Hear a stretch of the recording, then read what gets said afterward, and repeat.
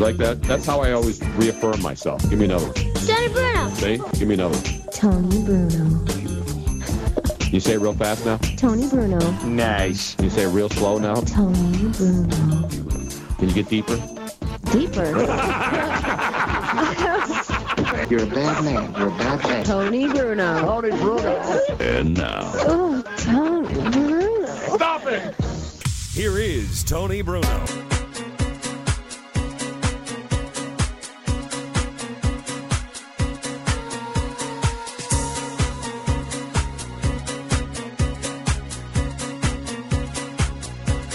Hello?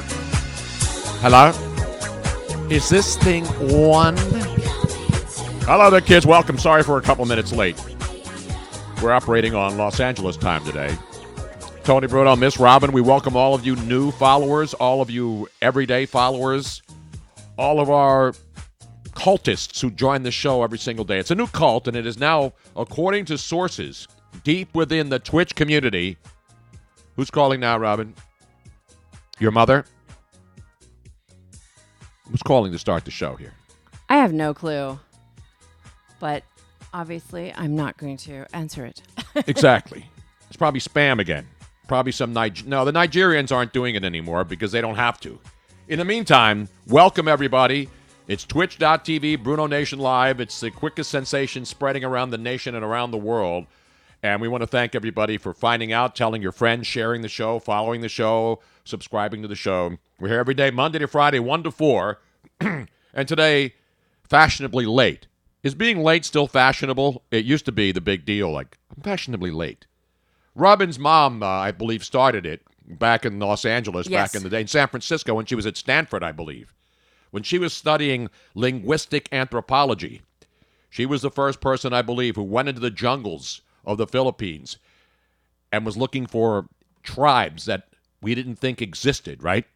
Lost tribes of people who still exist in this world. And when she got to the lost tribe, they finally said, "What the hell took you so long?" And therefore, being fashionably late was done by Robin's mom, who is a PhD in linguistic anthropology, ladies and gentlemen. That's the kind of smart stuff. Let me give her a roaring round of applause. I have to give you a roaring round of applause for remembering all that. How would I not remember it? It's your mother. I've known her for 10 years. Think I'm going to forget that kind of stuff? How many linguistic anthropologists are there? It's a dying breed, Tony. It's a dying breed.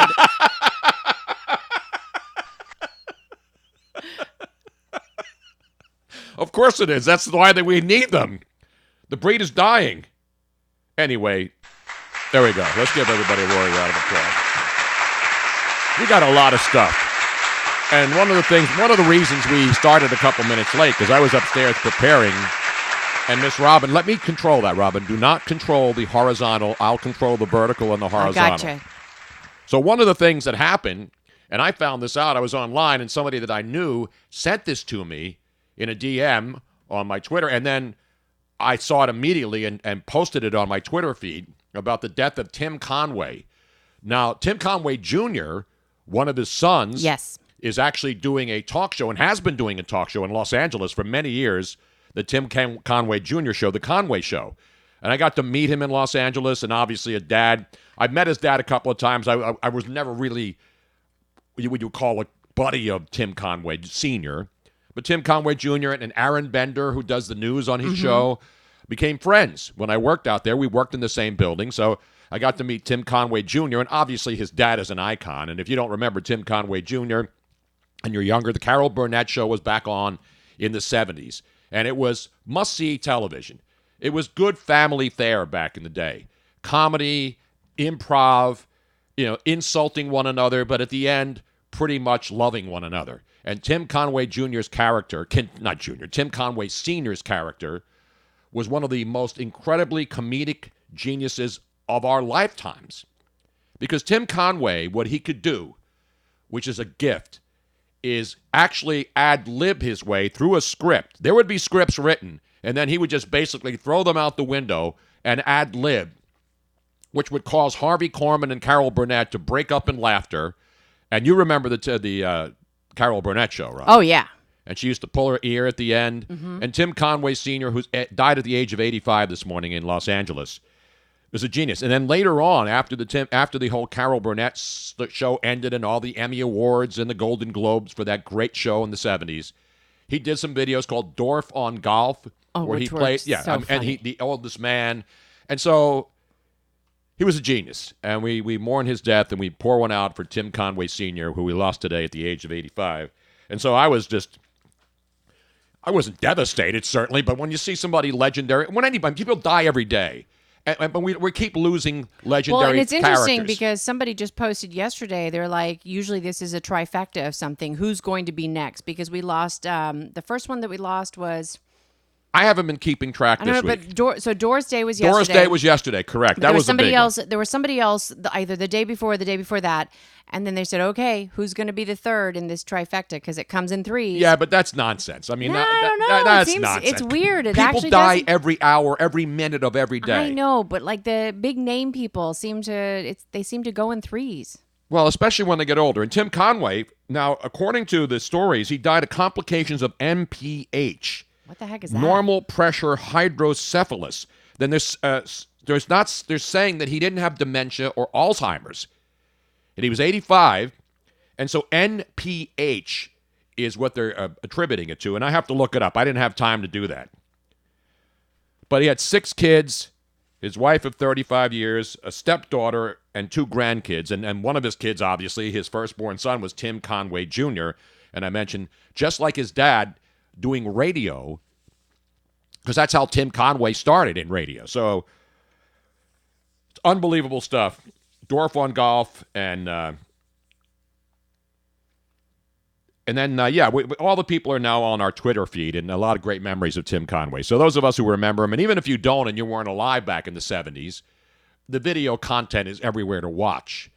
I mean, Carol Burnett is still alive. She's 86, and obviously she's reacting, and a lot of people are reacting in the world, not just in Hollywood, but anybody who watched TV and grew up in an era when you went to the TV at night, you turned something on, and you felt good about it because it wasn't about profanity and it wasn't about pushing the envelope. It was just about fun. You felt good because always at the end, Carol Burnett would come out and sing that song. We got to play that too. Yeah. Just and she real would grab quick, her little NPH, ear. I have what it is. Okay. Normal pressure hydrocephalus Correct. is an accumulation of cerebrospinal fluid that causes the ventricles in the brain to become enlarged, sometimes with little or no increase in intracranial pressure.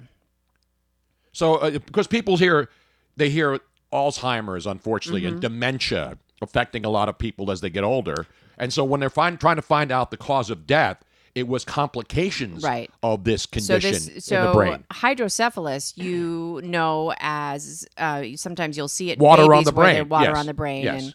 And so obviously that can be very dangerous. And that's apparently what the cause of death was this morning.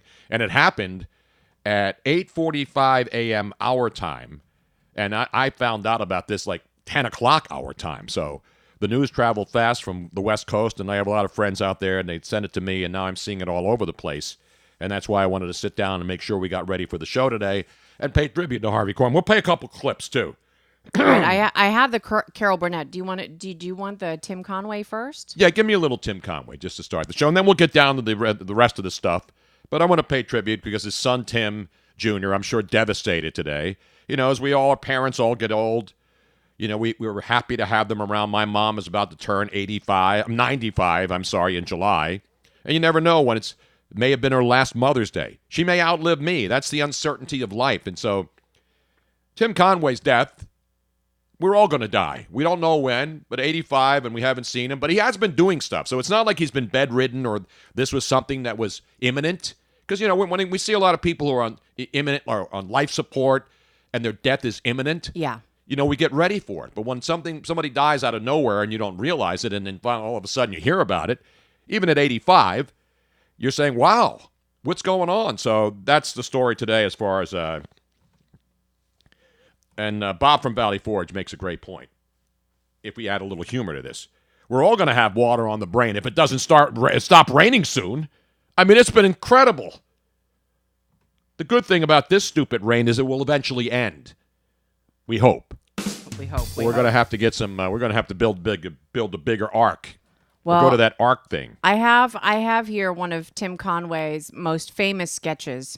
Is this the oldest man in the world? No, this is the one that the dentist. The Dentist. Yes. Wasn't that a bad movie with what's his name in it? Remember the guy who was on, the bald guy was on, he was famous for a long time, and he played the movie The Dentist, where he was this demented dentist. The heck's the guy's name? I don't know, but let's. I'll look up let's The go Dentist. and- Let's go to Tim Conway, just some classic Tim Conway stuff. Will it stop the pain? No, but it'll look great. Boy, I can polish it right up. Give me the C's. Give me the C's. C's. Oh, boy. Gosh, well, I cheated on my final.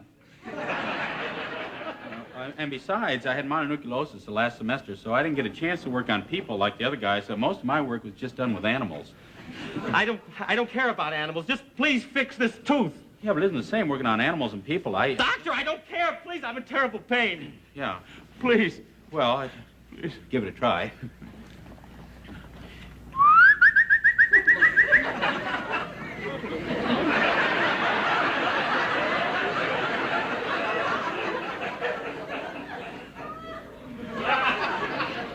What's this?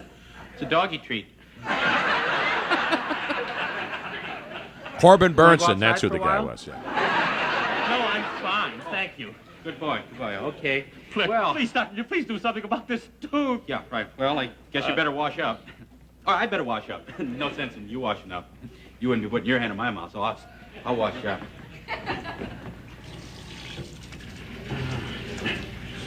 There we go.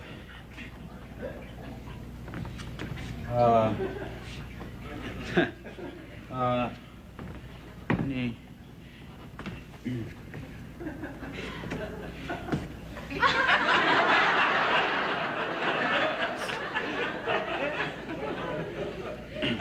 Say, did you hear the one about the guy who had an electric toothbrush? He used to brush after every meal and then see his electrician twice a year. All right. We don't have to play the whole bit, but people who know, I mean, there's so many great bits, and it's all on YouTube. So that's the amazing thing about when you have classic stuff now. You want to see any of his Dorf on Golf, any of the oldest man in the world, and what you saw there and heard there is Harvey Korman, another comic genius, and Tim Conway, who did most of the skits together. And one of the stories that I've always heard is that a lot of the times you would rehearse these things, because this was live television back in the day. And so Tim Conway's ability to take a bit that was scripted and then go off script just to scam Harvey Korman and see how he would react, that's the genius that was Tim Conway. Yes. And there are very few people who can do that. At that level. Well, that I think Tim that Conway did. they always tried to see if they could make somebody break up. Exactly. And That was back their then, thing. when you would watch a live show and when they would break up, they didn't go back and edit it. There wasn't, all it was live TV, and watching people laugh on live TV when they screwed up. It's like nowadays, like we do this live show every day. We screw up, people hear it, we laugh, and we move on. But watching it on live TV back in the 70s was terrific because you felt good. You felt that they were having fun doing what they do in comedy, and we as the audience were having fun watching them and knowing they were having fun. And that's the way it is right now. I mean, fast forward now from the 70s to 2019. When I hear people on radio or TV having fun and laughing, when it's subject matter that's supposed to, like this show, we laugh every single day. I try to laugh every day. I don't have like times that I say, I better laugh by noon today or my life is going to be ruined. You just try to find humor in everything. The serious stuff we deal with. The stuff that's funny, which is everyday life, that's not life-threatening. You're not in a hospital. Nobody's laughing at that. We're laughing at things so that we can feel better about ourselves. And that's what the greatness of Tim Conway meant to me growing up. And of course, I was in my 20s when that show was big. And so it had an impact on anybody who was around those days and anybody who watches the comedy now. Because it's timeless. Because a lot of the bits you'll see on the Carol Burnett show from the 70s, people are doing today in different forms. Yeah. And so that's a tribute to something that is timeless, the comedy of Tim Conway. Sketch comedy is Absolutely. some of the best around. Exactly. Anyway, now, let's move on now, because we all have to move on. Yes. But do you have the Carol Burnett theme? I Did you do. Just play, just to taste one last time, because it was one of the greatest songs at the end of any show because they do their stuff. Remember, Red Skelton used to come out after his show Well, this and is say, and may actually- God bless. He would come out after his show and thank the audience and thank the people who participated. And then he would always sing a song and say, and may God bless. And that was fun. And because that was the way Jackie Gleason used to come out and say, I want to thank the Miami Beach audience, the greatest audience on earth, after the end of the Jackie Gleason show growing up. Because that was live. Right. And Jackie would come out and thank the audience and call them the greatest audience in the world. And you even do a sign off that is very consistent as well. Yeah, but I'm just, No, I I like know, to but- thank people for participating, whether it's sports and especially our audience, because they have to come and find us. See, we're not going knocking on doors and going into people's homes. Our audience has to find us, whether it's here or my previous existences. People would always find a way to find me. And now we have our hardest job ever is to get people to tell people that Tony Bruno's now on Twitch. This is my home. Yep. This is where I want to be as the great We Nate don't have Dogg. major billboards or anything like Exactly. that. Although I might have an answer to our problem, but I'll explain that later. Beautiful. But I have here the Carol Burnett. This is the very last sign off of the Carol Burnett. I'm going to hear this. I want to see this. I remember it. I remember when they went off the air. And Carol Burnett is still out there performing. She's 86 years She's old. amazing. She is amazing. Talk about icons. When you lose icons, when you lose anybody, especially your family, they're the most important thing in your life. But the people who you grew up watching and admiring their abilities, especially when you turn on TV to get away from the real world. Now, unfortunately, you turn on TV and you can't get away from the real world anymore. So I want to play the last thing. And Robin found this. This is the end, the very last Carol Burnett show. What was the date of this? Was this 1980? What year was it? Late 70s, I know they were on.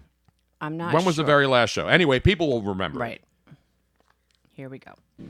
I'm so glad we had this time together, just to have a laugh or sing a song. Seems we just get started, and before you know it, comes the time we have to say so long.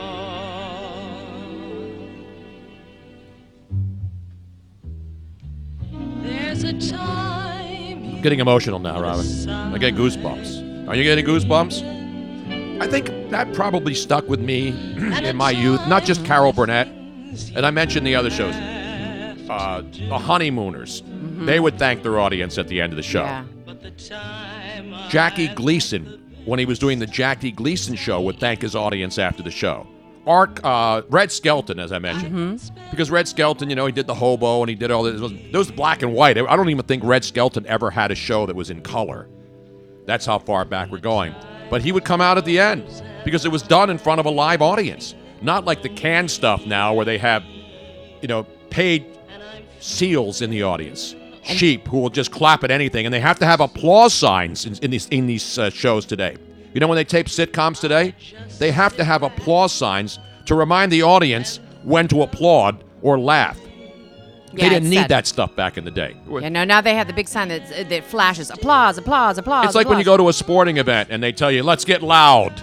Like the fans need to be told when to get loud in a sporting event that's important to the home team. You need to have cheerleaders telling you when to stand or get loud and make some noise. So anyway, I'm not knocking modern day stuff. That we've all moved on, so to speak. But I love that era when they would go out after the show. It's like when you go to a music show now or a comedy show. Mm-hmm. Comics just usually walk off. But when people come out and do encores and then they thank the crowd, it makes you feel good because you went there to support them and then they acknowledge that you supported them. And that's what makes it, that's what you feel like they cared that you were watching their show or listening to their show. And they come out and show that appreciation. And that's why we're showing our appreciation today. The Smothers Brothers. I mean, you can go on and on and on and talk about the great shows of the 60s, 70s, and 80s. And there are a lot of great shows today. And people watch television. There's a million channels. Back then, we only had, 8 channels maximum to watch. So you knew that the content had to be really good. Yeah. Because there were only 6 or 7 shows. I remember when I came over from the Netherlands here and visited my dad in the United States, the fact that you had more than just 2 channels was like, wow, that's so cool. Exactly. Like in England, you only had the BBC. That's one of the jokes. They still only have the BBC. When people go over, do you have any other channels besides the BBC over here? No. Oh, yeah, sure. We have BBC One and BBC Two and BBC Three and... Exactly. So people are reminiscing about, modern day, for example. I grew up with Johnny Carson on late night TV. And I used to watch Johnny Carson as a kid at 11:30, because that's what we did. We watched the news at 11 o'clock for half an hour. Johnny Carson would come on. He wouldn't get into politics. He was an escape from all the BS now. So now, as I mentioned the other day, coincidentally, now you turn on late night alleged comedy shows, and they're like all political shows. People get their political news from late night comedy shows, which are supposed to be funny. And then we get our comedy from daytime news channels, which are supposed to be serious.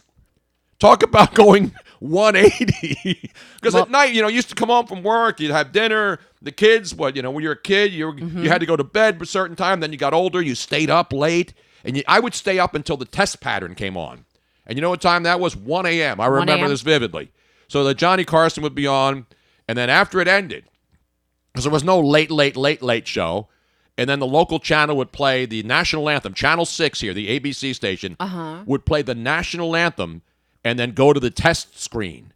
Which one I'm talking about? And it would be static for the rest of the night. Does any channels still go to test pattern? No, but they should, unfortunately. No, you know what they do now? They have infomercials on all night. News channels, sports channels, they're running like infomercials to sell you stuff. Because they can still sell that time and somebody will buy it because people are up and they're shopping and they're doing whatever they do in the middle of the night. So it's a different era. But, Tony and MC, I saw the interview with Johnny Carson. It was Mike Wallace. Yeah. And they've been rerunning that now. People have been running it on Twitter and all over on social media, but on Facebook. So true. Johnny Carson was asked by Mike Wallace on 60 Minutes. And I remember when he did it, and I've seen it again recently. Johnny, why don't you get more political? You know all the politicians. I mean, politicians would go on the Tonight Show with Johnny Carson, Ronald Reagan. I mean, you name it. They were all on the Tonight Show. And he said, I understand people want to know my views on stuff, but why would I get political? Why would I try to piss off half my audience? And that's why Johnny Carson, who could have done anything he wanted to do, he was the king of late night for decades. Mm-hmm.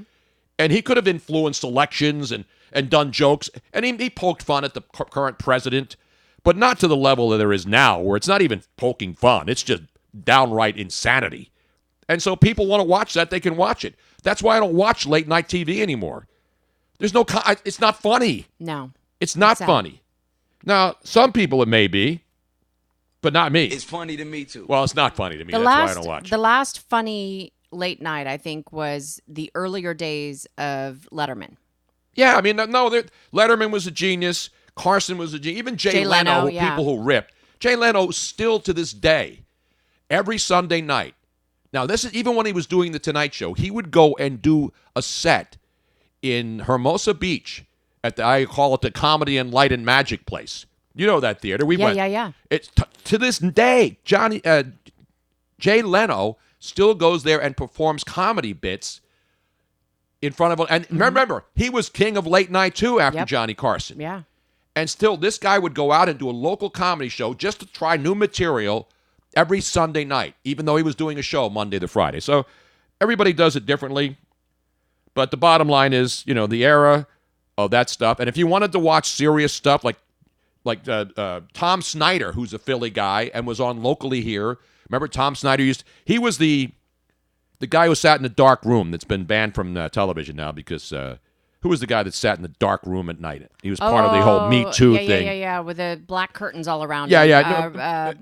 My dad used to love that show. What was it called? Hello. I don't remember him. But the bottom line, he was no Tom Snyder. Tom Snyder would do the same thing. And he would sit in a dark studio. Everything was black. And it was just he and the guest at a table. Charlie Rose, right. Tom Snyder did the same type of show. It's serious, but he would also have humor involved. But it wasn't a comedy show. It was actually late-night interviews if you wanted to see it. Dick Cavett did a lot of that late-night comedy plus smart interviews that were more than just the typical comedy routines and having comedians come out. So there was a lot of variety, even though there weren't that many channels back in the 70s, more than there is now. Now pretty much everything late night is the same. They're all the same show. They're just different guys. It's just like going into, it's like a bathroom. There's a lot of different toilets, but they all flush the same way.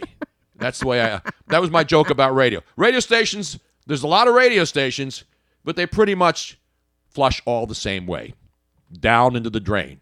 And you can like them or dislike them. That's why we have, how many flavors is How come Baskin-Robbins hasn't added any more flavors?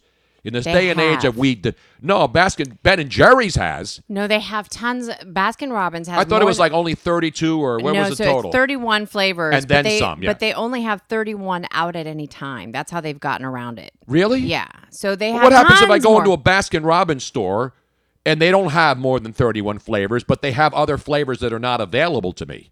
What do I do then? You should have all of the flavors, because when I go and get a gelato here in South Philadelphia, they only put out what they have. Right. They have a board that says their flavors, but then it'll cross out and says not available. But at least they have the flavors posted.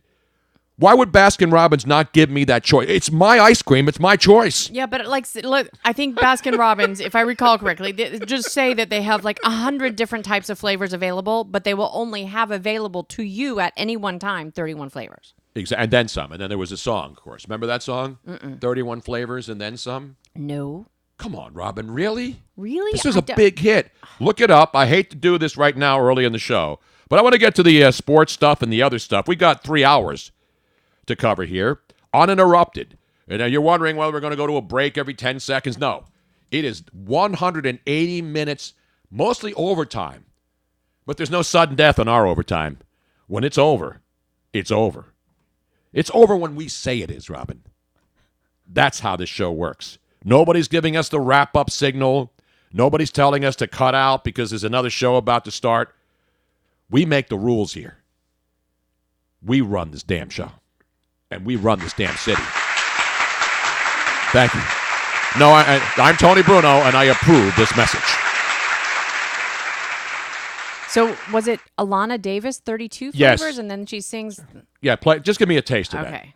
I am 32 flavors and then some. She wasn't singing about Baskin-Robbins, but she was using that whole Baskin-Robbins thing. Remember this? You don't remember this song? No. Listen, this is the first thing. It's one of those whiny, like a pre-Alanis Morissette types.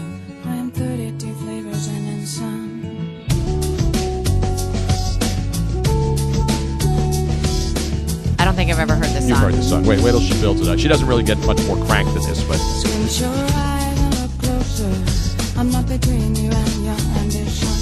Doesn't it sound like Alanis Morissette type? That's the era of... Yeah. Can we stop it now? No, I want to hear the 32 flavors. You just missed the 32 flavors and then some. This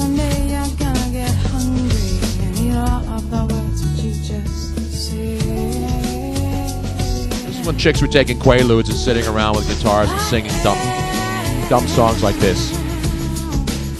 The Luca chick on the... Remember, I'm Luca. I live on the second floor. I remember that one. Alanis Morissette. All right, that's enough of that now. All right. See, everything, even though you say I don't like musicals, whenever I hear a slogan or something, there's always a song attached There's to it. always. That's like why the Baskin-Robbins. When I heard that first song, when that first song came out in the 80s, I guess it was, I'm like, dude, she's ripping off Baskin-Robbins. But she didn't say I'm 31 flavors. She says 32. 32 flavors and then some. So she wasn't hit with any kind of copyright infringement lawsuits back in the day. Now, Tony, we have come to the part of the show where we what? must say goodbye. Speaking of saying goodbye, Oh. we need to have like a song.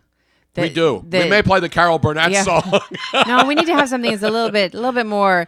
But for those of you watching on Facebook, YouTube, and Periscope Live, please make the switch to Twitch now. Yep. If you haven't done so already, because that is where we will be talking to you. That's where it's happening, and that's where you will get the rest of the 2.5 hours of the show. Exactly. Uninterrupted. Unvarnished. And, varnish doesn't last. It's like if you have a sailboat. You got to varnish that thing. You got to get the teak oil shiny. This show doesn't use any of that stuff. No varnish. Our teak is worn out. but the show is fresh and clean. Correct. And it is free. It is free, free, free. So go on there. Go to twitch.tv/BrunoNation Live. It is free to sign up. It's free to download, and it's free to follow. Everything else is discretionary. Exactly. Now people are on our stream chat, on our activity feed, where you're part of the show. So anytime we say something, you chime in. For example, people are talking about the women of that era. You know, you had Alanis Morissette, Jewel. Remember when she was living in a car? That was her big thing. She was living in her car playing a guitar.